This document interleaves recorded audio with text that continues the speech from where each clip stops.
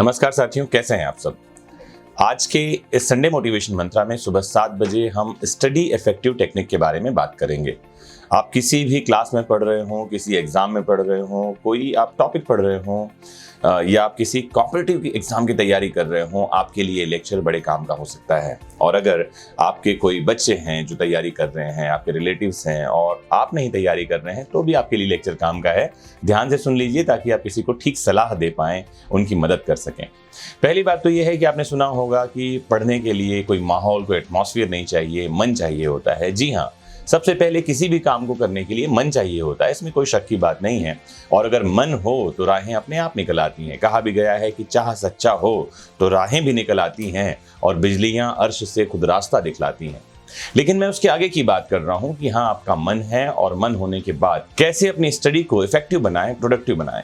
तो सबसे पहला, अगर आप ठीक ठाक परिवार से हैं और आपके पास में इन्वेस्ट करने के लिए है, तो अपने लिए एक स्टडी टेबल आप जरूर खरीदें। एक स्टडी टेबल अपने लिए आप बनाएं। स्टडी टेबल में क्या क्या चीजें होनी चाहिए। स्टडी टेबल जो है वो एक वॉल के सामने हो, उसके सामने एक दीवार हो और कोशिश करें कि आपके सामने वाली जो दीवार है वो हरे रंग की हो, ग्रीन कलर की। क्योंकि ग्रीन कलर जो है वो आपके मन को शांति देता है, आपकी आंखों को सुकून देता है। और स्टडीज में ये बात निकल कर आई है, साइंटिफिक स्टडीज में, कि हरा रंग आपकी मेमोरी को बढ़ाने में, आपकी मेमोरी को ठीक करने में मददगार होता है। मतलब अगर आप कोई टॉपिक याद कर रहे हैं, पढ़ रहे हैं, तो आप फोकस कर पाएंगे, कॉन्सेंट्रेट कर पाएंगे और चीज़ों को याद कर पाएंगे अगर आपके सामने ग्रीन कलर है। आप बहुत थक गए हैं तो आपके सामने वॉल पर हरा रंग हो तो बैठ करके देखिए, आपकी थकान दूर होगी। तो सामने वाली वॉल को हरे रंग का रखें, सबसे पहला काम तो ये करें। दूसरी बात ये कि आप जो स्टडी टेबल आपका है उसमें कुछ चीजें होनी चाहिए आपके पास में, जैसे एक हाइलाइटर हो, कुछ कलर्स के पेन हो, आपके पास एक पेंसिल हो, शार्पनर हो और जो कुछ भी स्टेशनरी के आइटम है छोटे मोटे, वो आपके स्टडी टेबल में हो। साथ ही स्टडी टेबल में अगर ड्रॉर्स हो तो बहुत बढ़िया होगा। इन ड्रॉर्स में आप अपनी स्टेशनरी रख सकते हैं, साथ ही कुछ ड्राई फ्रूट रख सकते हैं कि अगर आप लॉन्ग आवर सिटिंग कर रहे हैं पढ़ाई के लिए तो थोड़ा बहुत बीच में स्नैकिंग कर सकें। और अगर वो ड्राई फ्रूट्स हैं तो आपके लिए बहुत हेल्दी हो सकते हैं। तो स्टडी इफेक्टिव की ये टेक्निक आपके लिए बहुत काम की है। आपका स्टडी टेबल में क्या क्या हो मैं बताते जा रहा हूं, आप नोट डाउन कर रहे हैं, मुझे उम्मीद है, और आप बहुत जल्दी अपने स्टडी टेबल को इस तरह की सजावट से भर लेंगे।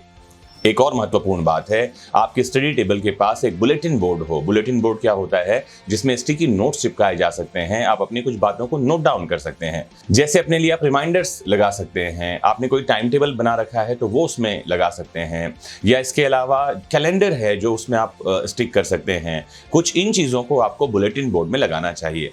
अगर आपके पास बुलेटिन बोर्ड भी है और चीज़ें आपने कर ली हैं तो अगर बेटर है साथ में आप एक व्हाइट बोर्ड रख सकें। व्हाइट बोर्ड आपके लिए काम का होगा जिसमें आप लगातार कुछ बातों को लिख कर मिटा सकें।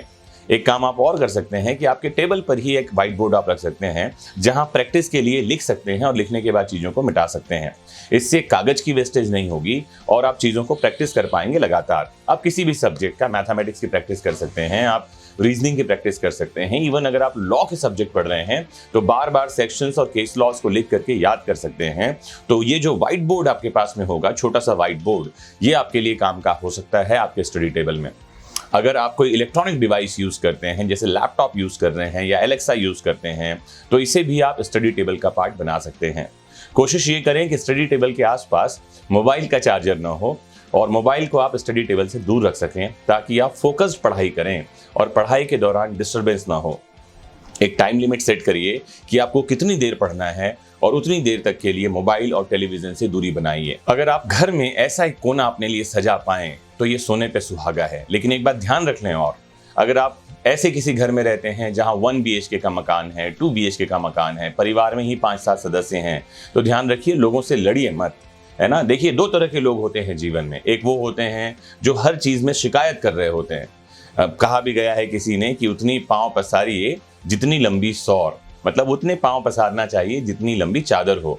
तो 2 तरह के लोगों को मैंने दुनिया में देखा है। एक वो जो हमेशा लोगों को कोस रहे होते हैं, पिताजी को, माताजी को, दादाजी को, कि उन्होंने हमारे लिए लंबी चादर नहीं छोड़ी। या दूसरे ऐसे भी लोग मैंने देखे हैं जो जितनी चादर है उतने पांव पसार कर सो जाते हैं। मेरी समझ में ये दोनों ही तरह के लोग गलत कर रहे हैं। समझदार क्या करेगा? समझदार व्यक्ति पांव पसारेगा उतना ही जितनी तो चादर है सोएगा, लेकिन सुबह उठ करके मेहनत करेगा और मेहनत करके अपने लिए साधन जुटाएगा, लंबी चादर खरीदेगा और तान कर सोएगा। इसका क्या मतलब है? इसका मतलब केवल इतना है कि अगर आपकी परिस्थितियां अभी आपको अलाउ नहीं कर रही हैं तो घर वालों से लड़िए मत, उनको कोसिए मत। कोशिश ये करिए ऐसी कोई एक कोना अपने लिए आप सजा सकें, अपने खर्चों को कम करके आप अपने लिए वो साधन खरीद सकें, या अपने पैसे से कमा कर आप ऐसा कोई एक साधन बना सकें। मुझे उम्मीद है कि आज का ये मोटिवेशन मंत्र आपके जीवन में कुछ बदलाव लेकर आएगा और आज नहीं तो कल आपके पास एक इफेक्टिव स्टडी टेबल होगा। और अगर आपके पास है स्टडी टेबल ऑलरेडी तो आप इसे इस तरह से सजाएंगे और अपनी स्टडी को और इफेक्टिव बनाएंगे। मोस्ट इंपॉर्टेंटली जुड़े रहना है आपको अपने फेवरेट प्लेटफॉर्म वैदिक शिक्षा से, मोटिवेटेड होते रहना है, सफल बनना है। नमस्कार।